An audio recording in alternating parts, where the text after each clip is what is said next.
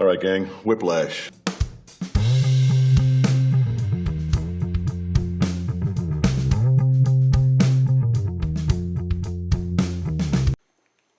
Hey guys, we're back. In this week's movie, which was recommended to us by one of our first subscribers, Akira Martinez. Is that recording? Yeah, it's recording. It's got the Okay, red thingy. I'm just, Yeah. just checking all the techie stuff. By one of our subscribers, Akira. He wanted us to review Whiplash, and because we like, despite us not asking for comments, we like engagement.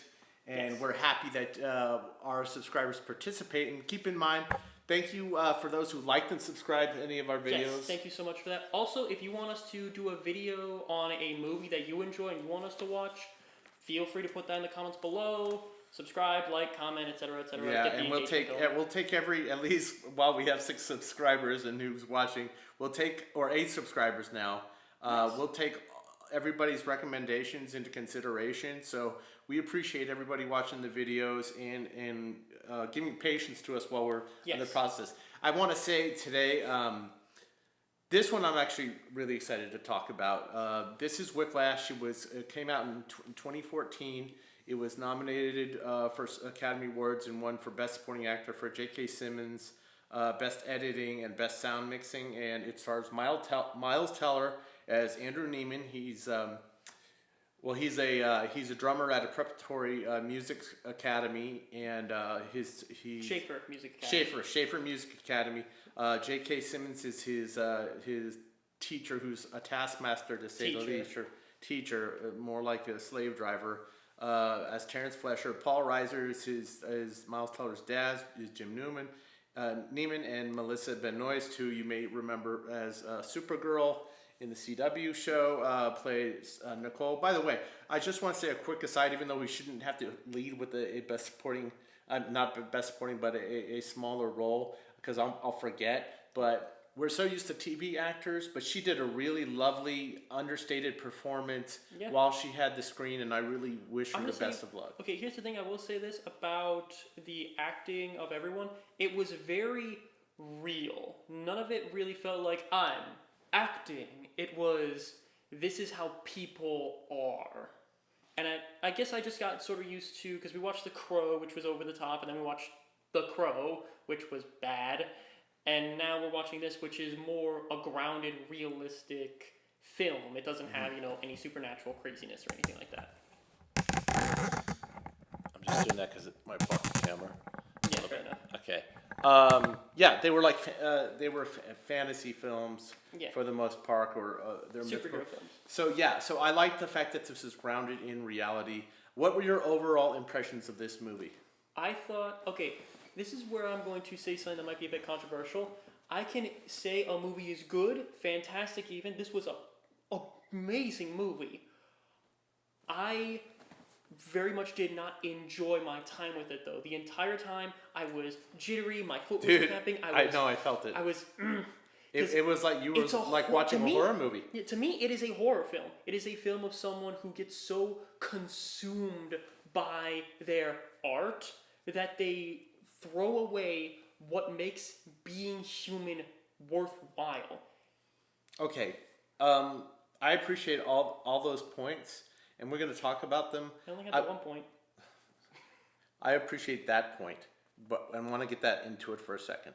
But before we talk about that theme and break that down, were you aware of the directing at a certain point in this movie, or the editing? I mean, a lot of the times we are, if they've done a good job, we're not really aware of it. We're just engrossed in the film. The only time I was really aware of the editing was during the music sequences, especially that very last one where it was cutting to the music, then the trumpets, then the drums, then all this different stuff, and it was beautiful. It drew me in so well, and I didn't notice the directing at all because of just how solid everything about it was, from the lighting to the camera work to the acting. Everything about it was just so amazing. I didn't feel it at all, and when I say I felt the editing, I meant I appreciated it because of just how, like, all the all the quick cuts that go to here, then here, then here, then here. It really draws you into the rhythm and just the pace and the tempo of the music.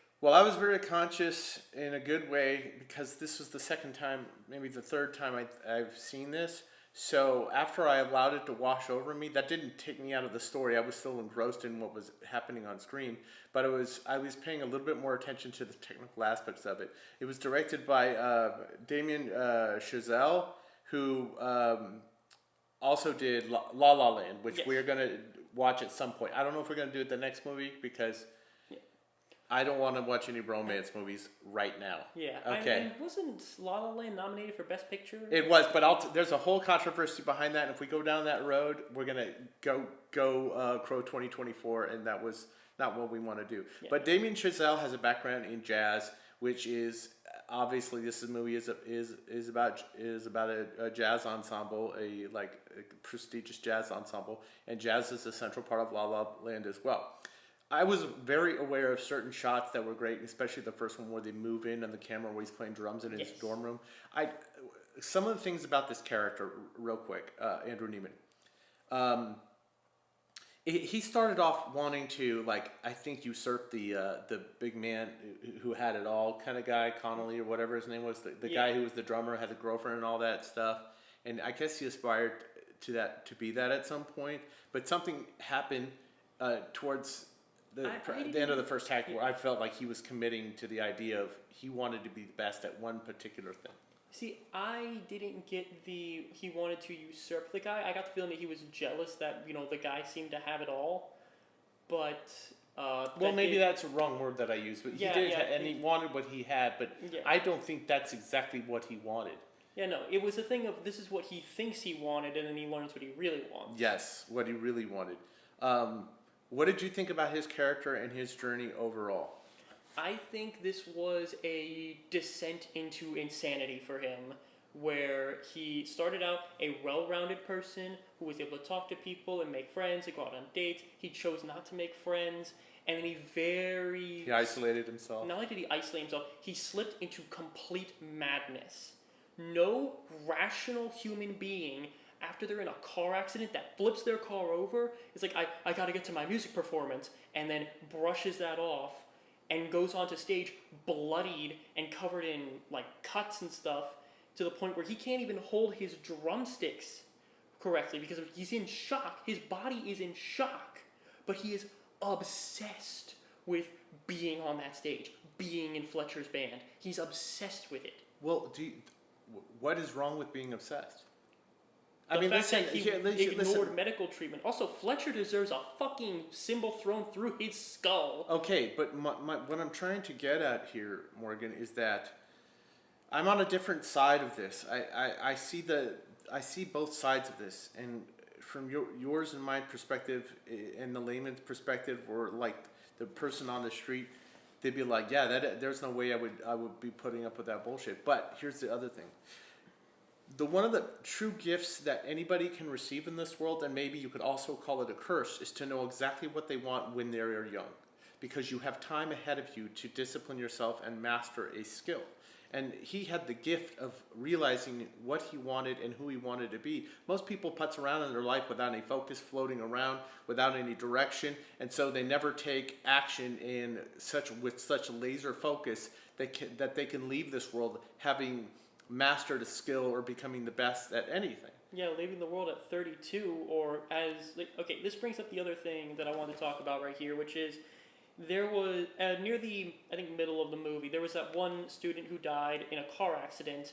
Former student who died in a car accident. And I want By the way, spoilers. If you haven't seen it by now, SOL. Yeah, sorry. But there's a former student who died, and the way Fletcher describes that person tells me everything I need to know about Fletcher as a person. In what way? He said he was a beautiful player. Who the hell was he as a person? Did he have any friends? Did he have any family? Did he have a girlfriend? Did he feed squirrels in the park? No. He was a beautiful player. Uh-oh. Just go with it. I'm tired of effing with this damn thing. Yeah, guys, listen, we're trying to get this thing done, but it is. Oh well. It is what it is. Okay, we'll figure it out. Anyways, go ahead. He didn't have anything to say about him other than he was a beautiful player. And I know that's probably just how he knew him. He didn't know him as a personal friend or anything. He just knew he was a very good musician. And that right there says he doesn't care. He didn't say he's a beautiful musician and he loved a good joke, he made an excellent stromboli. He just was a beautiful musician. There was nothing else in Fletcher's life but the music. And he tried to force that on everybody. If you look at the students' faces when he first goes into there, they are terrified. But he says in the end of the movie what his goal was when he's when they're in that little bar with when him and Andrew are in the bar and they're discussing stuff. There's a lot of truth that comes out, and one of the things, and he says what his intention was. He says, yeah, obviously he loves music, right? Yeah. Fuck it. God damn it. This thing's gonna be the end of me, I swear. Yeah. But anyways, he says. It wasn't. He said anybody can conduct the music, right? Or anybody can wave their hands around. Okay, I get that. What he wanted was to find the next Charlie Parker or Bird or whatever. Yeah. And I appreciated that because on a grander scale for human society, God, should we keep it on or off? Just shut it off. All right. Damn. Let's superimpose that shit. Yep. I suggested that in the first place. All right, you smart ass bitch. All right, so the idea was that he wanted to. Society needs these people. Listen. Not everybody's going to get everything you want, and if you are somebody who's lucky enough and cursed enough to find that one thing that you want and obsess about it, that's how we get light. You know, that's how we get the Elon Musks of the world and the Jeff Bezos and the, whatever person who... You mean the guys who take credit for other people's work and just throw their name on it because daddy had a lot of money and... All right. We're not here to talk about Steve Jobs, okay? Sometimes you need somebody to conduct the orchestra, as he says in his movie. That's actually a really good movie. We should watch Jobs. But no. But what I'm saying is not about that. Maybe there were poor examples. But you need people with... Michael Jordan, you know who Michael Jordan is, the basketball player, right? He's the greatest basketball player of all time. And I say that, and this isn't, I'm not trying to descend into an argument on about sports on a show about movie reviews, but people argue between LeBron James and Michael Jordan. The reason I bring that up is you need a paragon of the ultimate success to push the next person to come along. Now, on a grand scale, that's how society moves forward. There's lots of lulls, and then there's people with absolute focus standing on the greatness and pushed by the greatness of others to push to that extreme. Now, a balanced life. Well, what does that mean to somebody? Okay, great. If you were a highly motivated person and you were an obsessive person, there is no way that person's going to find value in sitting around in amongst people that are living a life of mediocrity if they themselves do not have the same singular focus or obsession that this guy did. Is it healthy? I don't know. That's a matter of finding what works for you for each person. What I'm saying is there are plenty of wonderful musicians who have wives, who have kids, who have hobbies, who do plenty of other things. I mean, if you look at look at Henry Cavill. He's a phenomenal actor, but he plays... He's not a phenomenal actor. He's fun to watch. He's not phenomenal. He's extremely photogenic. All right, he was let a me decent try. Superman. Okay, Dave Bautista. Again, he's not a phenomenal actor. He's Yes, a he fucking... is. No, he's not, dude. He's not a fucking phenomenal actor. You haven't watched most of his movies then. Dude, listen, I appreciate his elevation of his body of work, but if you're going to talk about a phenomenal actor, pick somebody like Philip Seymour Hoffman, who is, in fact, arguably one of the greatest actors of all time. Have you ever seen any Philip Seymour Hoffman movies? The name rings a bell, but it's a Hollywood. Okay, we're going to watch a Philip Seymour Hoffman movie next because he's one of my all-time favorite actors. My point is, you can be known as, hey, this person is great, but you can also have a balanced life. What I hate about this movie is it vilifies people who want a balanced life. It says, no, you don't want to be someone who is still figuring things out and wants to have a boyfriend, wants to have friends and go out to see movies with on the weekends with your parents.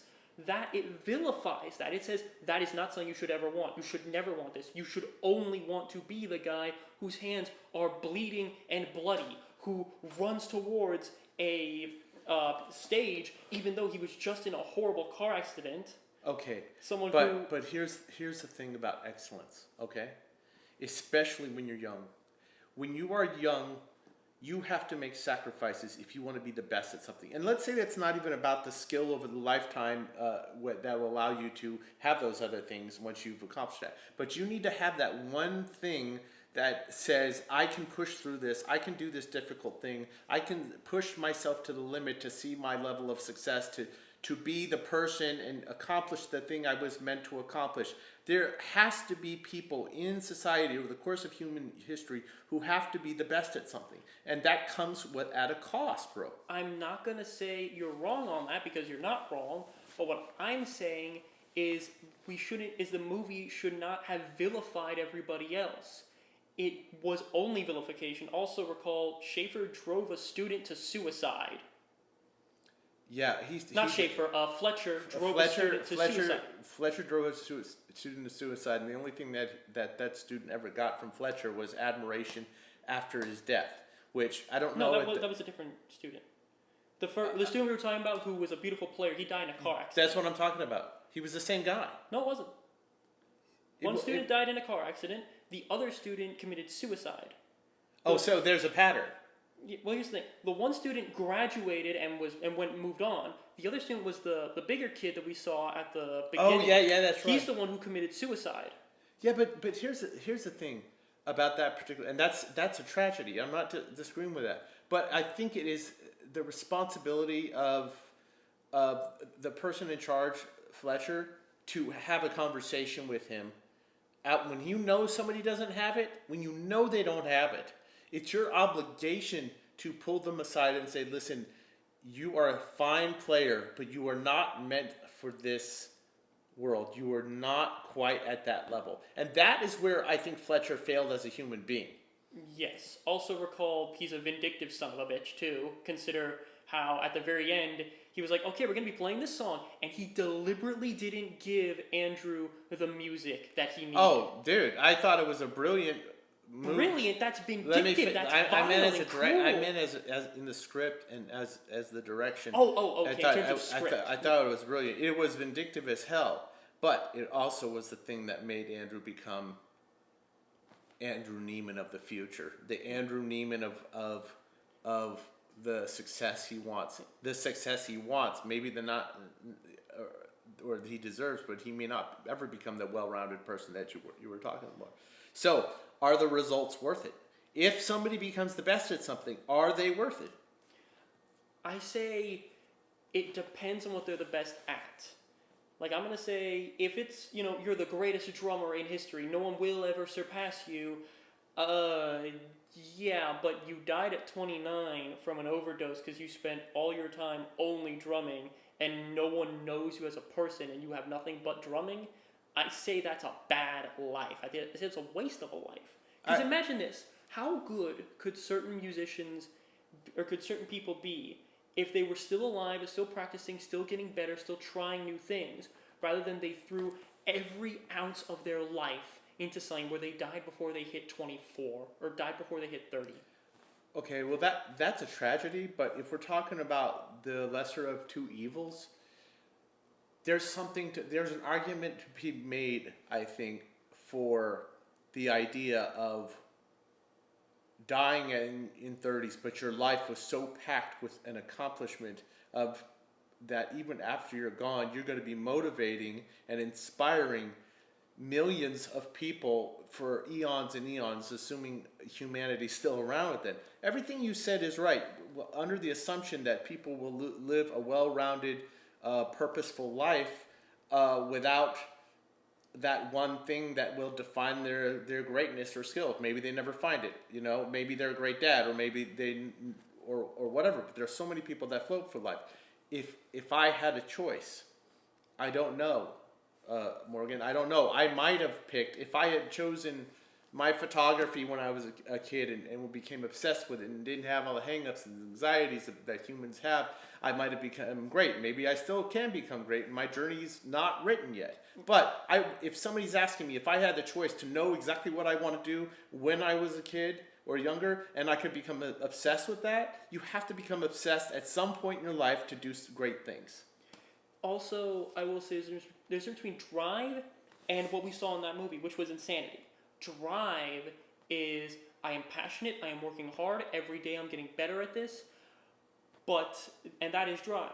What we saw in this movie was insanity. It was drive taken far beyond the limits of what should ever be asked of a human being in any circumstance. Do you believe?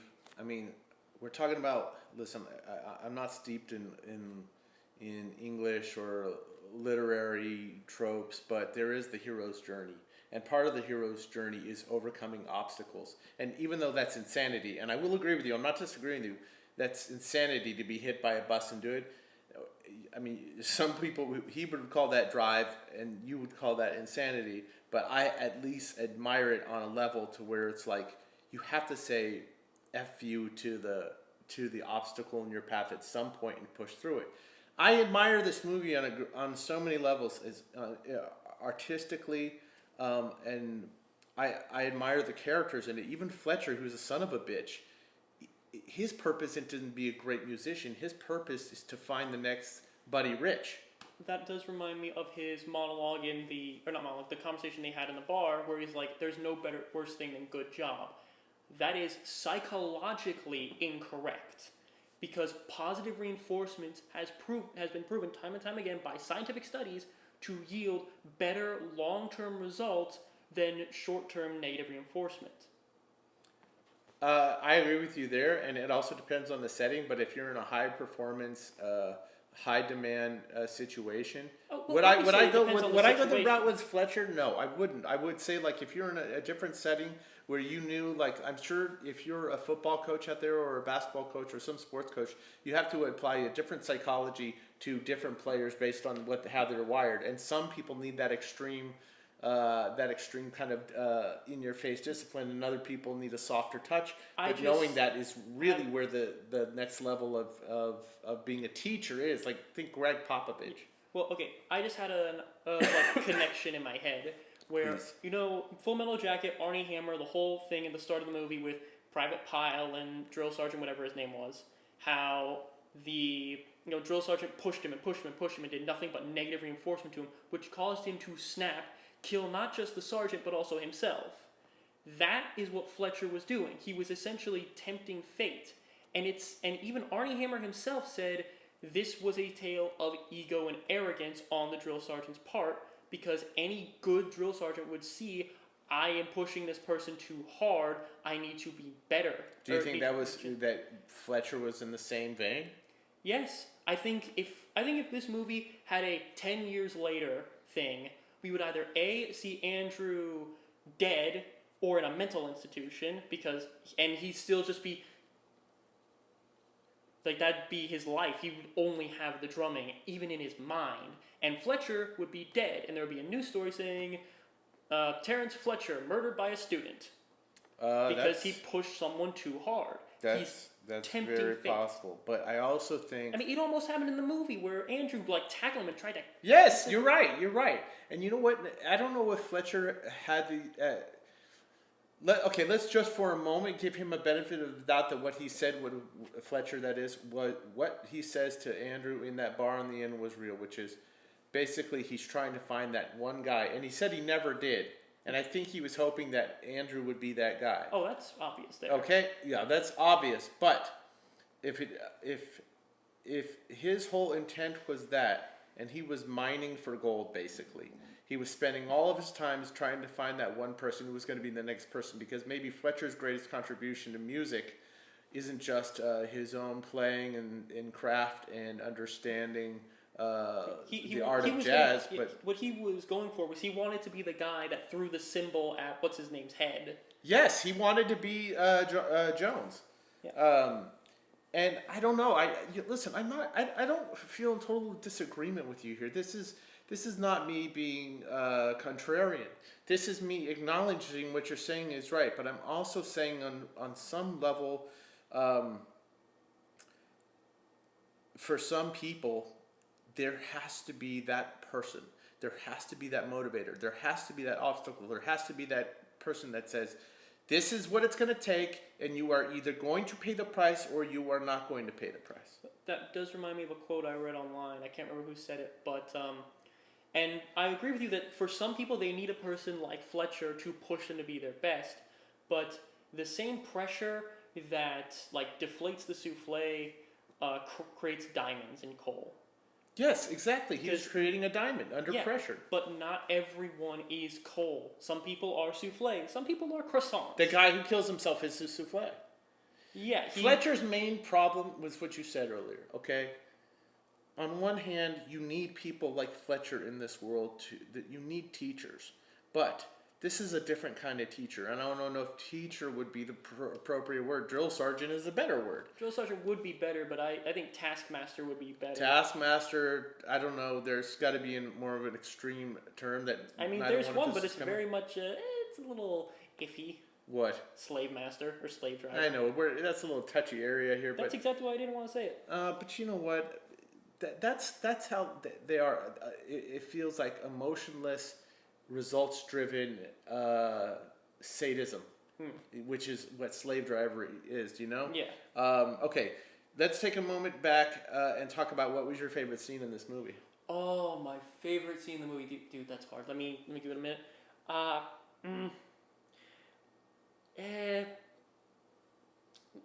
that's hard.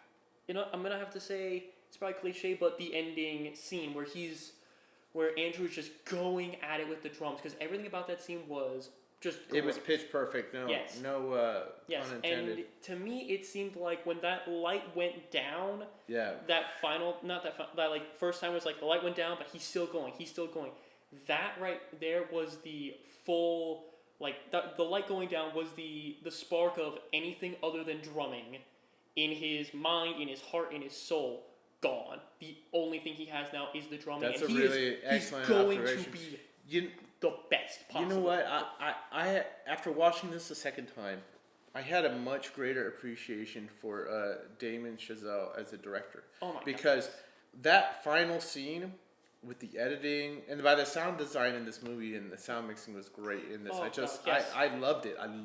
Okay, we didn't touch on this, but that was probably one of the most important parts of this movie because of how important the music is to it. Oh yeah. Sure they could have put it above it or like dubbed it in the background. They probably did a lot of the time, but just the way it felt, the way the music and the sounds all not just sounded but felt blended and moved together. Yes. I'm more aware of the directing, not just from that final scene, because what you just said is true, and I kind of missed on it.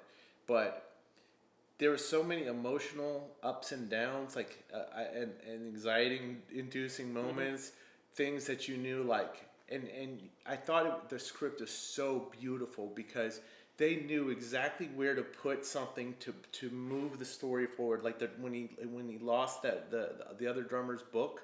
Yes. You know, they foreshadowed that a scene ago. Which I'm going to be honest with you, I feel like Fletcher took it. Somehow Fletcher took it. You know what? And the fact they don't say that makes it for a more interesting discussion. Yeah. I love so much about this movie, the editing, the direction. I just absolutely love the acting in this movie, and this is the first time when I saw something Miles Teller was in. I had seen him in a couple movies before, but it woke me up to Miles Teller, and I admittedly, like, I've always known that J. Simpson was a very, very good actor. Oh yeah. But I was so grateful he had this part because God, he was frightening on some level, and I'm so thrilled that he won Best Supporting Actor. Absolutely deserved. He didn't need this to validate his career, but he deserved this role to show that this man knows how to gnaw on a bone. Like, yes. He took the marrow out of the bone of this character, and it was all on display. And I mean, it was really lightning in a bottle for me. This is one of the best performances I've seen that won an Academy Award. I'm gonna say this: every person involved in this movie deserves to be so proud of everything they did in that movie. It is such a phenomenally made, directed, acted, written movie, but much like No Country for Old Men, I'm probably not going to watch it again unless I have a reason to watch it, because this movie to me is a horror story. I can see myself watching it again. I want to say my final my favorite scene, and then we'll wrap up. Okay. My favorite scene, and let's just say for a second, we both liked the finale because it was so amazing. But aside from that, let's put that aside. My favorite scene was the dinner scene. when he calls out. They were all like giving accolades to the cousins or the brothers that were like the quarterback and the head of the. I think that was another reason why he was drawn to drawn to Fletcher more than his own family, because his family seemed to put like, oh, he's running back or whatever the heck of the football team and blah blah blah blah, and they were like, oh yeah, you're in band, okay, whatever. He didn't have the right support system at home to push him to be better and to make him feel good about his accomplishments, which pushed him more towards Fletcher and Fletcher's insanity. Yeah, well, Fletcher wasn't like exactly a father figure, but he was the thing that made him. But you know what? He also, like, if you live in that level of mediocrity, and I'm not dissing people that have successes in life, that's a big deal, but it also puts a magnifying glass on how the general society views what certain accomplishments are more savory to and easier to laud than something as difficult for the layman to understand, like the precision of jazz when done in its highest form. Well, I feel like that's an issue on the personal level. Like, for instance, me, I don't know anything about jazz. I don't know anything about music in terms of playing. My brother does. He's in. But I will always be able to appreciate when something is like, when I'm just like, oh my god, that is insane. That is amazing. Like you can see the Fire and the Flames by Dragon Force. That guitar, that is live played. That is insane. To see that in person would be an absolute experience. It's amazing. And I can't play guitar, but I will always admit that. Just like a football player being able to outrun an entire team, even you don't like sports, and you got to celebrate the idea of a Michael Jordan or a Tom Brady. What I'm saying is, that's an issue on the individual level of some people being like, oh, whatever, it's just band. No, each accomplishment, if it's a real accomplishment, deserves every praise for it. It's a commitment to a passion too, which I think we both, despite all the severity of the way they went about it, we at least can appreciate the highest form of a human accomplishment with that dedication and passion. So that was my favorite scene around the dinner scene when he calls everybody out. What are your final thoughts on Whiplash? My final thoughts is this is an amazing, incredible movie. Everyone involved with it should be incredibly proud of their achievement with this film. I still think Fletcher is a monster. It's a horror movie to me, but it is one of the most excellent horror movies I've ever watched in my entire life. And I think we'll wrap it up on that note. I couldn't said it better myself. I love this movie more the second time. Guys, thank you for joining us for episode 3 of Whiplash. Please leave a comment down below. Specifically, if you have a movie you would like us to review that we're trying to lean on something Morgan hasn't seen. There's a lot I have in my brain, and I really think we're going to do a Philip Seymour Hoffman movie next because I adore that man. And thank you so much for watching. If you've seen Whiplash, what are your thoughts? Comment down below, and we will. We'll see you next time. We'll see you next time. Like, comment, subscribe, share, all that good stuff. All that stuff. Write him love letters so I can read them. Okay.